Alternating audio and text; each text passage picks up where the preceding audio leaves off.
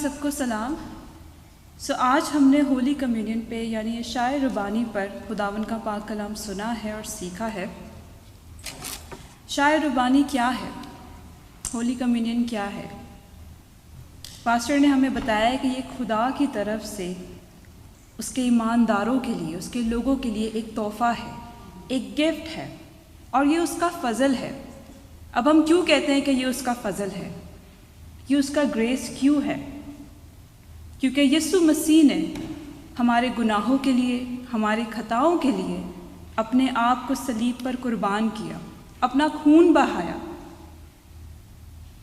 وہ سزا جو ہماری تھی اس نے اپنے اوپر لی، اور اس کے مار کھانے سے، اس کے خون بہانے سے، اس کے بدن کو توڑے جانے سے میں نے اور آپ نے معافی پائی ہے، ہم نے نجات پائی ہے۔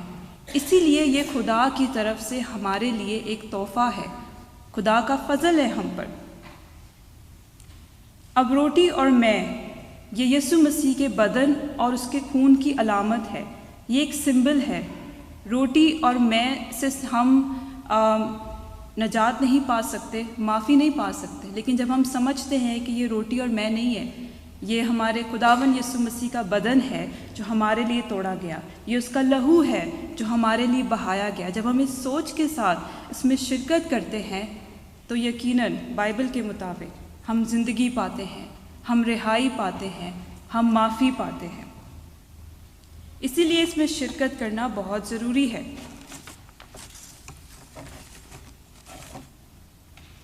اب جب ہم یسوع مسیح کے ساتھ پاک شراکت میں، اس ہولی کمیونین میں شرکت کرتے ہیں، اس میں شریک ہوتے ہیں، اس کا مطلب ہوتا ہے کہ ہم خدا کے ساتھ ایک ہیں، ہم اس سے یونائٹ ہوتے ہیں۔ وہ یونٹی کو شو کرتا ہے، اور جس طرح بائبل کہتی ہے وہ پاک ہے، اسی طرح جب ہم اس میں شرکت کرتے ہیں تو وہ ہمیں بھی پاک بناتا ہے۔ ہاللیلویہ!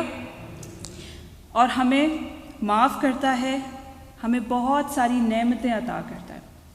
لیکن یہ سننے میں جتنا آسان لگتا ہے، جتنا اچھا لگتا ہے، یہ ڈینجرس بھی ہے، یہ خطرناک بھی ہے۔ کیسے؟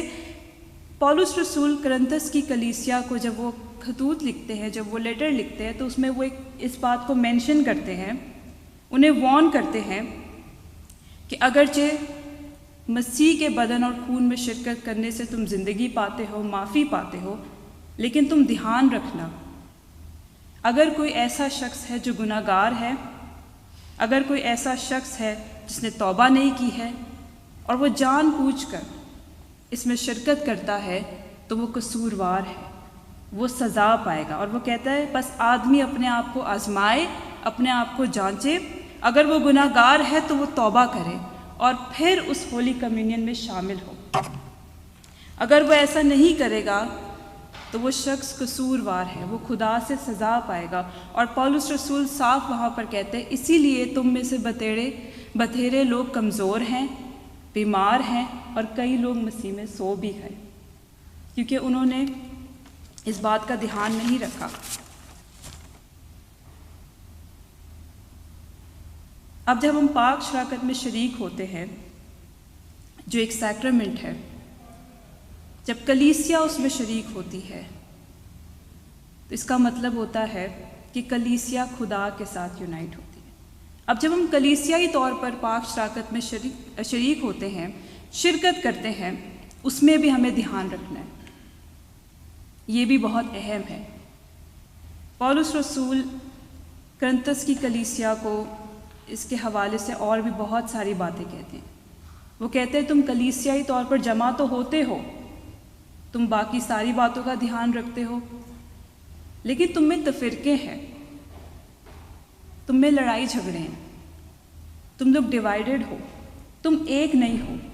اگر تم ایک نہیں ہو تو کیا تمہارا مل بیٹھنا فائدہ مند ہے؟ کیا تمہارا اس میں شرکت کرنا فائدہ مند ہے؟ اگر تم اس میں شرکت کرتے ہو اس مائنڈ سیٹ کے ساتھ، اس دل کے ساتھ، اپنی ناراضگیاں اپنے دلوں میں لیے ہوئے مسیح کے بدن اور خون میں شرکت کرتے ہو، تو کیا یہ تمہیں فائدہ پہنچا رہا ہے؟ اس سے بہتر ہے کہ تم اس میں شرکت کرو ہی نہ۔ اس بات سے ہم کیا سیکھتے ہیں؟ کہ عشاء ربانی میں اس کو لینے سے پہلے، مسیح کے خون اور بدن میں شامل ہونے سے، اس میں شرکت کرنے سے پہلے ہمیں کیا کرنا چاہیے؟ اگر ہمارے دل میں کسی کے لیے ناراضگی ہے، اگر ہم کسی سے ناراض ہیں، اگر ہمارے دل میں کسی کے لیے غصہ ہے، تو ہمیں کیا کرنا ہے؟ ہمیں پہلے اس شخص کو معاف کرنا ہے، ہمیں پہلے توبہ کرنی ہے۔ اگر ہم نے کسی کا دل دکھایا ہے، ہمیں اس سے معافی مانگنی ہے۔ ہمیں صاف دل کے ساتھ، پاک دل کے ساتھ، اچھی نیت کے ساتھ، اگر ہم گناہ گار ہیں، توبہ کر کے پھر ہم نے اس پاک شراکت میں شامل ہونا ہے۔ یہ سیکرمنٹ ہمارے لیے کلیسیائی طور پر بہت ضروری ہے، تاکہ وہ ہمیں پاک کرے، ہمیں صاف کرے، ہمیں معاف کرے۔ لیکن اس میں شرکت کرنے سے پہلے ہمیں بہت ساری چیزوں کا خیال رکھنے کی ضرورت ہے۔ یہ خداوند کا فضل ہے جو اس نے ہم سب پر کیا ہے۔ ہم اس بات کے لیے خداوند یسوع مسیح کا شکر ادا کرتے ہیں، لیکن ہمیں تیاری کرنی ہے۔ پاک شراکت میں ایسے ہی نہیں شامل ہونا۔ پاسٹر نے بتایا کچھ لوگ روزہ رکھتے ہیں، کچھ لوگ دعائیں کرتے ہیں، وہ گھنٹوں خداوند کے حضوری میں رہتے ہیں تاکہ پاک دل کے ساتھ اس پاک شراکت میں شامل ہوں۔ خداوند اس پاک کلام کے وسیلہ سے ہم سب کو برکت بخشے۔ آمین۔